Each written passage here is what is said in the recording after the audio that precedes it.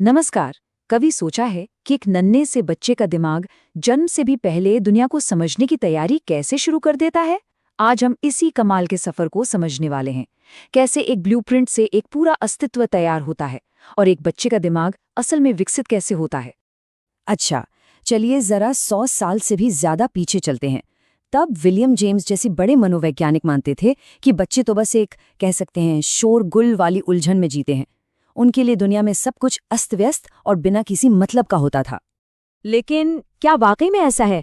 क्योंकि हाल ही में जो वैज्ञानिक खोजें हुई हैं, उन्होंने इस पुरानी सोच को पूरी तरह से पलट कर रख दिया है और जो सच सामने आया है वो वाकई में हैरान कर देने वाला है। तो चलिए इस क्रांति को थोड़ा और गहराई से समझते हैं।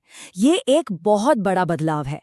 कैसे हम बच्चों को सदियों से परफेक्ट इडियट्स मानते आए थे और अब हम उन्हें जन्म से ही ब्रिलियंट एनालिस्ट यानी शानदार विश्लेषक मानने लगे हैं।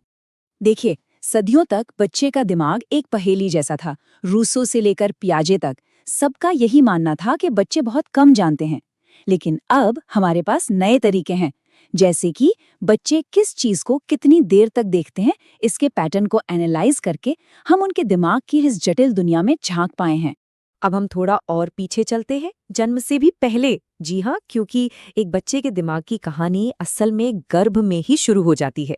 ये एक सोची समझी तैयारी की तरह है जो जन्म से बहुत पहले शुरू होती है। न्यूरोसाइंस की माने तो हम गर्भधारण से पहले ही एक बच्चे के दिमाग को डिजाइन करने में मदद कर सकते हैं। ये एक बहुत ही पावरफुल आइडिया है ना। ये हमें एक ऐसा माहौल बनाने की गाइड देता है जो बच्चे के लिए सबसे अच्छा हो। तो सवाल ये है कि इसे असल में किया कैसे जाए। यहीं पर माई गर्भा जैसा एक बहुत ही दिलचस्प फ्रेमवर्क काम आता है। ये जन्म से पहले दिमाग के विकास को बढ़ावा देने के लिए एक आसान गाइड है। इसमें ध्यान, पोषण और यहाँ तक कि संगीत जैसी चीज़ों पर भी जोर दिया गया है। मिसाल के तौर पर मेडिटेशन को ही ले लीजिए। ये सिर्फ माँ को शांत करने के लिए नहीं है, ये असल में माँ के ब्रेन वेव्स को तनाव वाली बीटा वेव्स से बदलकर शांत और क्रिएटिव अल्फा और थीटा वेव्स में ले आता है और माँ का ये शांत माहौल सीधे बच्चे तक पहुँचता है। और बात सिर्फ दिमाग की नहीं है। कहते हैं ना, हमारी आंत हमारा दूसरा दिमाग है। इसलिए सही पोषण भी बहुत जरूरी है। माँ जो कुछ भी खाती है उसका सीधा असर बच्चे की गट हेल्थ पर पड़ता है, जो सेरोटोनिन जैसे मूड को कंट्रोल करने वाले केमिकल्स बनाने के लिए बहुत जरूरी है। चलिए अब सीधे जन्म के पल में पहुंचते हैं। जब एक बच्चा पैदा होता है तो वो क्या क्या जानता है, ये जानकर आप हैरान रह जाएंगे। उनमें जन्म से ही ऐसी कमाल की काबिलियत होती है जो किसी को भी चौंका दे। रिसर्च से पता चला है कि नए जन्मे बच्चे ये तक जानते हैं कि उनकी तरफ आती कोई चीज़ खतरा हो सकती है। वो नई चीज़ों को उनके बेसिक स्ट्रक्चर के हिसाब से अलग अलग ग्रुप्स में बांट सकते हैं और यहाँ तक कि कौन किससे ज़्यादा पावरफुल है इसका भी अंदाज़ा लगा सकते हैं। इसे समझने के लिए एक बहुत ही मज़ेदार एक्सपेरिमेंट को देखते हैं।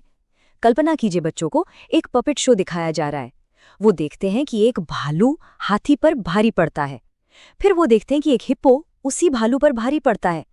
लेकिन उन्होंने कभी भी हिप्पो और हाथी को एक साथ नहीं देखा। तो अब असली सवाल आता है, अगर हिप्पो और हाथी आमने सामने आए तो किसे जीतना चाहिए? ये एक लॉजिक पजल है। क्या बच्चे इसे सुलझा पाएंगे? और नतीजे कमाल के थे।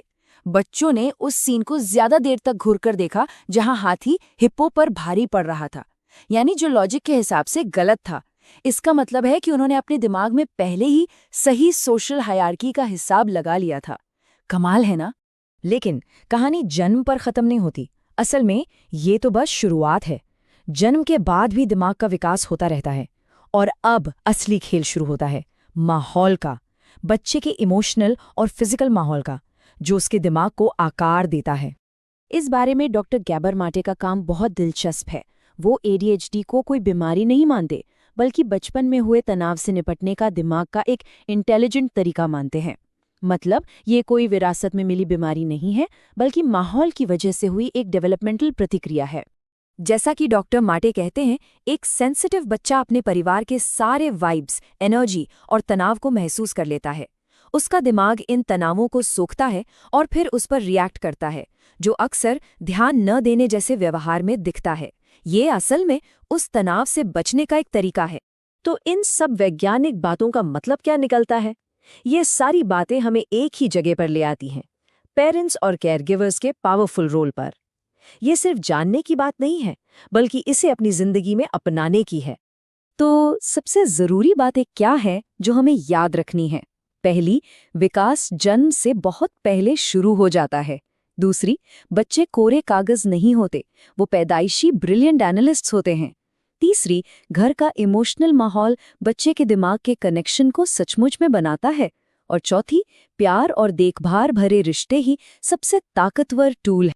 और ये सारी जानकारी हमें एक बहुत ही बड़े और शायद सबसे ज़रूरी सवाल पर लाकर खड़ा कर देती है। ये सब जानने के बाद हम अपने बच्चों के दिमाग के लिए कैसी दुनिया बनाना चुनेंगे? ये एक ऐसा सवाल है जिस पर हम सभी को सोचना चाहिए।